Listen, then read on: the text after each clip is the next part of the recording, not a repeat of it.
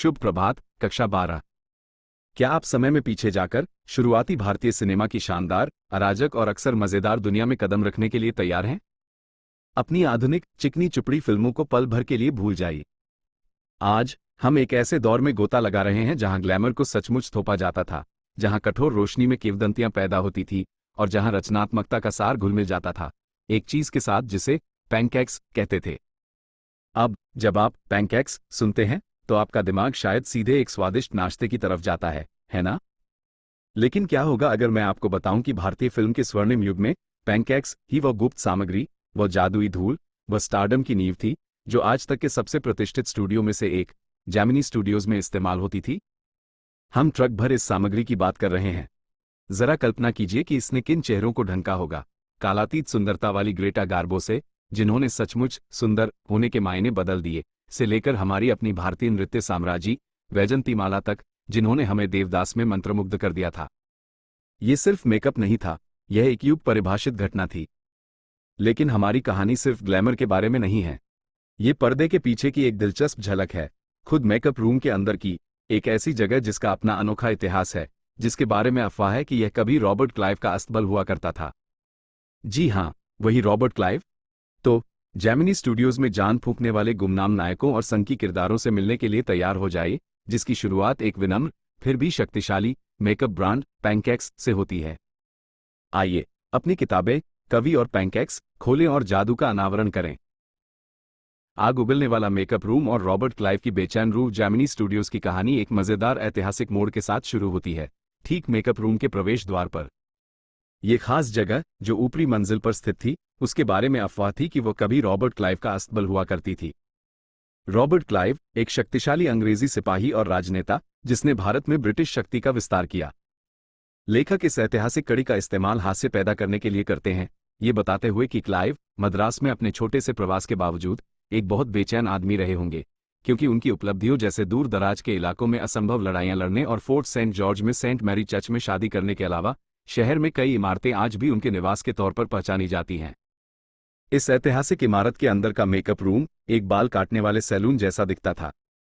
वहां 6 बड़े शीशे लगे थे जो हर कोण से लगे गर्म रोशनी वाले बल्बों से घिरे हुए थे। ये तेज बल्ब अभिनेताओं के लिए आग जैसी पीड़ा पैदा करते थे, जिन्हें पर्दे पर ग्लैमरस दिखने के लिए इतनी तेज गर्मी और परेशानी झेलनी पड़ती थी। मगर ये छोटा, गर्म कमरा राष्ट्रीय एकता की एक अद्भुत मिसाल था। मेकअप विभाग सचमुच संस्कृतियों का एक संगम था। इसका नेतृत्व पहले एक बंगाली ने किया, जो बाद में स्टूडियो के लिए बहुत बड़ा नाम बन गया और बेहतर अवसरों के लिए चला गया।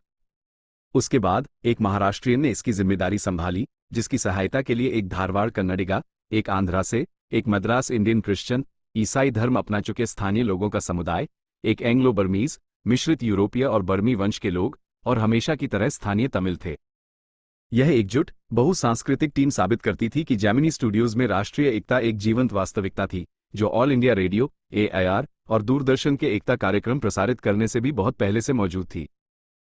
सौंदर्य का भयानक जादू। मेकअप रूम के अंदर की कहानी। जेमिनी स्टूडियोज में राष्ट्रीय एकता से भरपूर मेकअप कलाकारों की इस अद्भुत टीम के पास एक अनोखा और चौंकाने वाला कौशल था। वे किसी भी आकर्षक व्यक्ति को भयानक, गहरा लाल रंग वाले राक्षस में बदल सकते थे।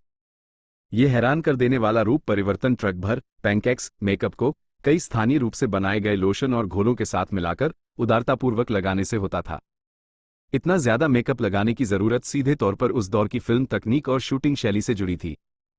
चूंकि केवल 5% फिल्में ही बाहर आउटडोर शूट होती थी, बाकी सारा काम इंडोर सेट और तेज स्टूडियो लाइट्स के नीचे होता था। लेखक मजाकिया ढंग से निष्कर्ष निकालते हैं कि इस तीव्र रोशनी की मांग थी कि अभिनेताओं और अभिनेत्रियों को असल जिंदगी में पैनकेक्स की परतों के नीचे दबे हुए भद्दा दिखना पड़े, ताकि वे कैमरे के लेंस और स्क्रीन पर सामान्य और आकर्षक दिख सकें। ये सौंदर्य के नाम पर एक अजीब, भयानक जादू था। अगलीनेस। जेमिनी स्टूडियोज में मेकअप विभाग एक सख्त और हास्यप्रद पदानुक्रम हायरार्की के साथ काम करता था, जहां पद ही तय करता था कि किसे कितना ज्यादा मेकअप लगाना है। चीफ मेकअप मैन अपनी कला का उपयोग केवल मुख्य अभिनेताओं और अभिनेत्रियों को कैमरे के लिए भद्दा बनाने के लिए करता था। उससे नीचे सीनियर असिस्टेंट दूसरे नायकों और नायिकाओं को संभालता था, जबकि जूनियर असिस्टेंट की जिम्मेदारी मुख्य कॉमेडियन की होती थी, और इसी तरह यह व्यवस्था नीचे तक जाती थी। इस नाटकीय क्रम में सबसे नीचे ऑफिस बॉय था, जिसकी एकमात्र जिम्मेदारी भीड़ एक्स्ट्रास के विशाल समूह को संभालना था। भीड़ की शूटिंग के दिनों में, जो जेमिनी स्टूडियोज के बड़े आकार को दर्शाता है, उसे एक विशाल बर्तन में पेंट मिलाते हुए और फिर उसे कलाकारों के चेहरे पर थोक में लगाते हुए देखा जा सकता था। प्रमुख कलाकारों से लेकर एक्स्ट्रा कलाकारों तक इस भारी मेकअप को लगाने के पीछे का सिद्धांत बस इतना था कि चेहरे की हर रोमछिद्र को ढक दिया जाए, ताकि पर्दे पर अभिनेता ठीक ठाक दिख सकें। विडंबना यह है कि यह ऑफिस बॉय नाम का लड़का वास्तव में एक 40 साल का आदमी था, जिसके सपने पेंट मिलाने से कहीं ज्यादा बड़े थे। अनगिनत अन्य लोगों की तरह वह भी वर्षों पहले स्टार अभिनेता, एक शीर्ष पटकथा लेखक, निर्देशक या गीतकार बनने की ऊंची महत्वाकांक्षा लेकर स्टूडियो में आया था। लेखक हल्के से टिप्पणी करते हैं कि वह थोड़ा बहुत कवि भी था। ये कठोर लेकिन सपनों से भरा पदानुक्रम स्टूडियो के संचालन का एक केंद्रीय हिस्सा था। कतरने काटने का श्राप और कवि ऑफिस बॉय लेखक अशोक मित्रन एक छोटी सी कोठरी क्यूबिकल में काम करते थे, जिसकी 2 पूरी दीवारें फ्रेंच खिड़कियों की थी। उनका रोज का काम बहुत ही आसान लेकिन उबाऊ था। विभिन्न विषयों पर अखबारों की कतरने काटना और उन्हें बड़ी मेहनत से फाइलों में संभाल कर रखना, और अक्सर उन्हें हाथ से लिखकर रखना पड़ता था। चूंकि उनका काम दिन भर बस बैठकर कागज फाड़ने का था, इसलिए ज्यादातर सहकर्मी और अशोक मित्रन को शक था कि शायद बॉस भी उनके काम को तुच्छ समझते थे। इस धारणा के कारण उनका कमरा एक निशाना बन गया।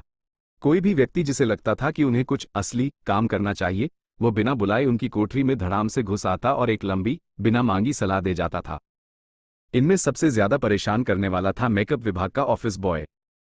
वो अशोक मित्रन को अपना बंदी दर्शक मानता था और नियमित रूप से आकर शिकायत करता था कि उसकी खुद की महान साहित्यिक प्रतिभा, यानी उसका थोड़ा बहुत कवि होना, एक ऐसे विभाग में पूरी तरह बर्बाद हो रही है जिसे वह केवल नायों और विकृत लोगों के लिए ही ठीक समझता था। आखिरकार अशोक मित्रन की मानसिक शांति पूरी तरह से स्टूडियो के प्रोडक्शन शेड्यूल पर निर्भर हो गई थी। वो लगातार भीड़ की शूटिंग, क्राउड शूटिंग के लिए दुआएं मांगने लगे, क्योंकि उन्हें पता था कि सिर्फ ज्यादा एक्स्ट्रा कलाकारों का आना ही उस ऑफिस बॉय को पेंट मिलाने में व्यस्त रख सकता था, और केवल यही एक चीज थी जो उन्हें उसकी कभी न खत्म होने वाली महागाथाओं और शिकायतों से बचा सकती थी।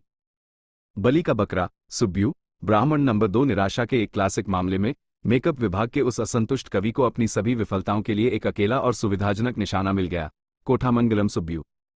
लेखक टिप्पणी करते हैं कि किसी भी हताशा भरे माहौल में गुस्सा अक्सर एक ही व्यक्ति की ओर मोड़ दिया जाता है, और यह कवि पूरी तरह से आश्वस्त था कि उसकी खुद की परेशानियां, बदनामी और उपेक्षा पूरी तरह से सुब्बू की गलती थी। विडंबना, आयरनी, बहुत गहरी थी।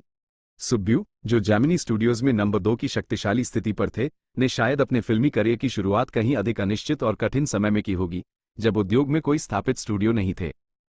इससे भी बड़ी बात, औपचारिक शिक्षा के मामले में सुब्बू उस मेकअप बॉय से कोई खास आगे नहीं थे। हालांकि सुब्बू के पास एक महत्वपूर्ण गैर शैक्षणिक पुण्य था। उनका जन्म एक ब्राह्मण परिवार में हुआ था। इस जन्मसिद्ध अधिकार ने संभवतः उन्हें शुरुआत में ही अधिक समृद्ध स्थितियों और लोगों से जुड़ाव दिया, जिससे उन्हें इस उभरते हुए उद्योग में स्पष्ट बढ़त मिली। विशेषाधिकार से परे, सुब्बू स्वभाव से असाधारण थे। वो हर समय खुश दिखने की एक सहज क्षमता रखते थे, एक दुर्लभ और प्रभावशाली गुण, यहां तक कि फ्लॉप फिल्मों में शामिल होने के बाद भी। ये सहज सफलता और सहज अच्छे स्वभाव का मेल ही था जिसे उस निराश कवि ने अपनी खुद की सारी मुसीबतों का सीधा कारण मान लिया।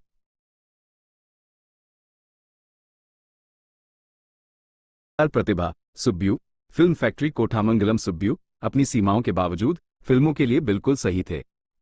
उनके पास एक अथाह रचनात्मकता थी जिसे वह पूरी तरह से अपने बॉस के फायदे के लिए लगाते थे। हालांकि वह अकेले काम करने में असमर्थ थे, उन्हें हमेशा दूसरों के लिए काम ढूंढना पड़ता था, मगर उनकी जबरदस्त वफादारी ही उनकी असली ताकत थी, जिसकी वजह से वह अपने मालिक के दृष्टिकोण से पूरी तरह से जुड़ जाते थे। सुब्बू की प्रतिभा इस बात में थी कि वह आदेश मिलते ही प्रेरित हो जाते थे। निर्माता को बस उनके सामने एक रचनात्मक बाधा रखनी होती थी और वो तुरंत समाधानों का भंडार खोल देते थे। एक उदाहरण पर विचार कीजिए। निर्माता शायद कहे, चूहा पानी के अंदर बाघिन से लड़ता है और उसे मार देता है, लेकिन फिर शावकों पर दया करके उन्हें प्यार से पालता है। मुझे नहीं पता कि यह सीन कैसे करें। सुब्बू अपनी अदम्य कुशलता के साथ तुरंत 4 अलग अलग तरीके बता देते थे कि चूहा किस तरह बाघिन के बच्चों पर स्नेह बरसाएगा। यदि निर्माता हिचकिचाते हुए कहता, ठीक है, लेकिन मुझे यकीन नहीं है कि यह उतना प्रभावी है, तो सुब्बू एक पल भी नहीं चूकते थे।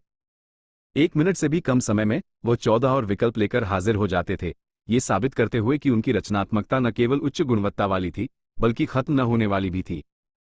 उनकी यह क्षमता कि वो तुरंत मांग पर विकल्प प्रस्तुत कर दें, उन्हें स्टूडियो के लिए एक अमूल्य संपत्ति बनाती थी।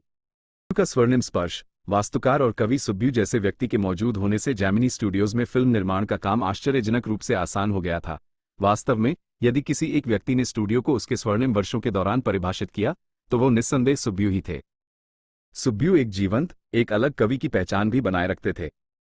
हालांकि वह अधिक जटिल और उच्च साहित्यिक रूपों में सक्षम थे, उन्होंने जानबूझकर अपनी कविता को जनता, मासेस के लिए समर्पित किया, शैक्षिक की प्रशंसा के बजाय सुलभता को चुना। उनकी लेखन प्रतिभा के बावजूद फिल्मों में उनकी अद्वितीय सफलता ने उनकी साहित्यिक उपलब्धियों को अनिवार्य रूप से फीका कर दिया, एक ऐसा तथ्य जिसे अक्सर उनके आलोचक उठाते थे। फिर भी साहित्य में उनका योगदान महत्वपूर्ण था। उन्होंने लोकलय और शब्दों का उपयोग करके कई वास्तव में मौलिक कहानी कविताएं, ओरिजिनल स्टोरी पोएम्स रची।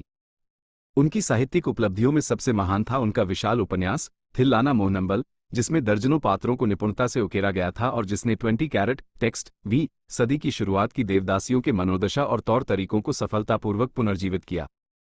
इस प्रकार सुब्बू एक दोहरी शक्ति थे, जेमिनी स्टूडियोज के मार्गदर्शक प्रतिभा और तमिल साहित्य में एक महत्वपूर्ण, सुलभ आवाज। लेकिन हैरान करने वाला अभिनेता कोठामंगलम सुब्बू एक अद्भुत अभिनेता थे जो नायक के बजाय सहायक भूमिकाओं में उत्कृष्ट प्रदर्शन करते थे और किसी भी फिल्म के कथित मुख्य कलाकारों से लगातार बेहतर प्रदर्शन करते थे। उनकी दयालुता उनकी प्रतिभा जितनी ही असीम थी, उन्हें हर किसी से सच्चा प्रेम था जिससे वह मिलते थे, और इसीलिए उनका घर दर्जनों दूर और पास के रिश्तेदारों तथा परिचितों के लिए स्थायी निवास बन गया था। सुब्बू इतने दयालु और लापरवाह इम्प्रोविडेंट थे कि उन्हें इस बात का एहसास भी नहीं होता था कि वह कितने सारे लोगों को खिला और सहारा दे रहे हैं। फिर भी आश्चर्यजनक रूप से ऐसे उदार और प्रतिभाशाली व्यक्ति के भी दुश्मन थे। लेखक इस हैरान कर देने वाली नाराजगी की जड़ पर विचार करते थे। क्या ये बॉस के साथ उनकी निकटता और घनिष्ठता थी, या क्या यह उनका खुशमिजाज व्यवहार था जो एक चापलूस जैसा लगता था, या शायद हर चीज के बारे में अच्छी बातें कहने की उनकी तत्परता? कारण जो भी हो, लेखक इसकी पुष्टि करते हैं कि मेकअप विभाग का वह असंतुष्ट व्यक्ति अपनी निराशा के अंधेरे कोने में लगातार सुब्बू के लिए सबसे बुरी चीजों की कामना करता रहता था। भाग 1 का समापन तो देखा आपने। जेमिनी स्टूडियोज की कहानी केवल फिल्मों की नहीं है, बल्कि पैनकेक्स, मेकअप, भीषण गर्मी और इंसानी सपनों की प्रतिभा और दफ्तर के कवि की हताशा, इन सभी किरदारों से मिलकर ही स्टूडियो का सुनहरा युग बना था। तो इसी के साथ हम पोएट्स एंड पैनकेक्स के भाग 1 को यहीं समाप्त करते हैं। इस दिलचस्प कहानी के आगे क्या होता है? कौन था वो दूसरा आदमी जिसकी वजह से स्टूडियो में इतनी हलचल मची? इन सभी सवालों के जवाब और कहानी को आगे जानने के लिए हमसे जल्द ही इस पार्ट के भाग 2 में जुड़िए।